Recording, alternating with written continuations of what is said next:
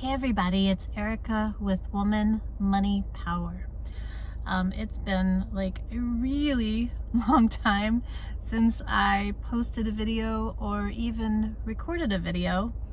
I just wanted to reach out to you guys, check in. It's been a really rough year for me. Hopefully your year's been better. I lost my father right around this time last year, and it shook me really hard. And there were a lot of other people that followed who I've known for many years, my whole life, who I've been related to, or friends of my family, people I've known who died. It just got really crazy, and so I took a break, but I'm back. I just want to ask you all to look at your relationships, whether you're in a domestic partnership, whether you're married, whether you've just got a boyfriend or a girlfriend, if you're in a same-sex relationship, or for you guys who are watching this, maybe there are guys watching this too. I hope so.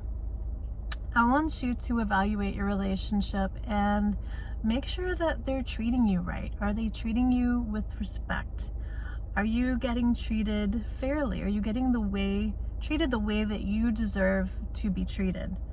Are they being kind? Are they being honest? Because if so, that's a really positive thing. Maybe your relationship's not perfect, but if you have those things, respect, kindness, honesty, trust, then all of those things are a really good foundation for improving a relationship.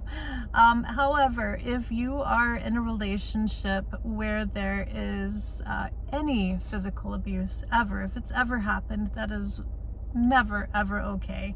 And it's typically only going to get worse. If you're in a relationship where there is verbal abuse, where somebody is mean to you and intentionally tears you down, calls you names, says horrible things about you, makes you second guess who you are, that's not okay. That's never ever okay. That could be reason for walking away from a relationship. A lot of people have walked away from relationships because of verbal abuse. I have. If you're in a relationship where you're being financially abused, meaning the other person is controlling the finances, where you don't have access to money, be it money that your partner is bringing in, you don't have any access to money at all, or you don't even have access to the money that you yourself are bringing in, where you have no options because you don't have any financial options. You don't have maybe you're not allowed to work, which is really screwed up, but I know that is the situation for a lot of people. Or I had a good friend of mine in this situation one time where she was working and she had no access to her own money. He did, and the relationship took a really, really bad turn. Thankfully, she got out of it. But I have a feeling if you're in a bad relationship, one where there is physical abuse, if you've been pushed or hit or grabbed or scared, you're gonna know it. If you are in a verbally abusive relationship where you get screamed at, torn down, gaslighted, you're gonna know it. If you have no financial power, where you have no financial decision making, where if you needed money for an emergency, you wouldn't have it available to you, or if you needed to go shopping, if you wanted to go buy something, God forbid, where you wouldn't have money for that, or have access to money, or have the power to say, hey, I would like to get this, and I don't want to have to ask permission, because as an adult, you don't need to ask permission. My God. You need to establish your own power in the relationship. If you don't have that power, then you need to either work to improve it if you feel that it's salvageable. Sometimes it is, with a lot of work, sometimes it is.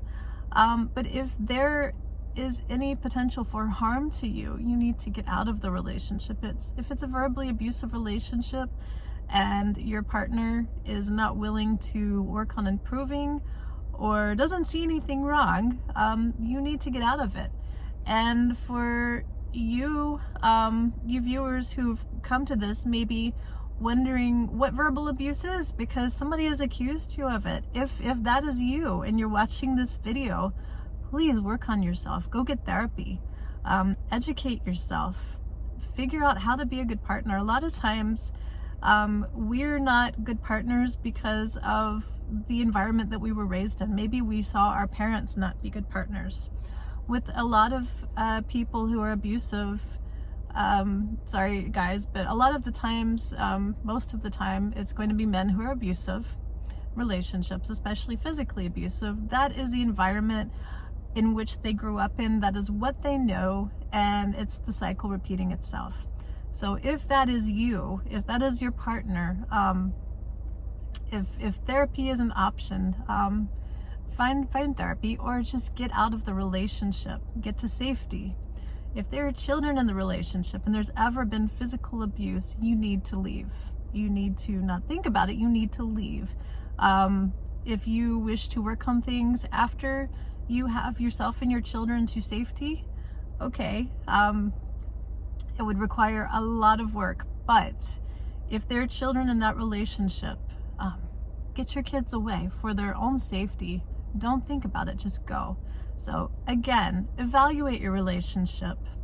Take a close look at what kind of situation you're in. If you are happy, if you feel safe, if you trust, if somebody is treating you the right way, because you deserve to be treated well. You deserve to be treated with respect and kindness. You deserve dignity. You deserve to have financial freedom. I want you to come into your own power and acknowledge what it is that you want, what you deserve, and make it happen. Until next time, this is Erica with Woman Money Power.